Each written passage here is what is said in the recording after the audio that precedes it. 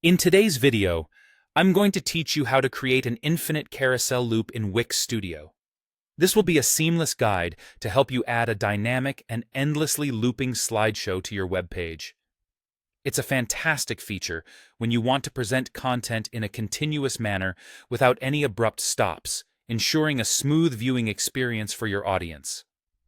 First, we want to open your site in Wix Studio and head over to the specific page where you envision the carousel residing. This could be your home page, a product page, or any other part of your website that you'd like to make more engaging with a dynamic slideshow. Once you've navigated to the desired page, the next step is to introduce a slideshow repeater to your site. To do this, look towards the left panel of the Wix Studio dashboard. Here, depending on your site's layout, you might see it labeled as Add Elements or Media/Layout. When you're there, take a moment to locate the slideshow repeater, which you'll find under the Layout Tools section.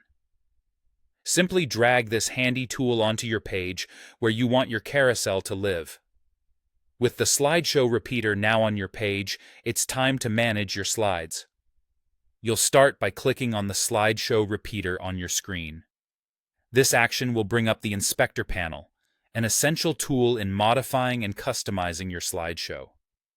Within this panel, you're looking for the option that says Manage or Manage Slides.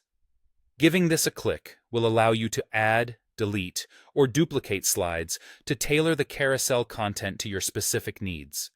Whether you want a single image to repeat or a collection of text and images to cycle through, this is your space to curate it all. After you've adjusted the slides to your liking with the images, text, or whatever content you need, it's time to ensure that your slideshow is set to loop infinitely. With the slideshow repeater still selected, find and click on the Settings.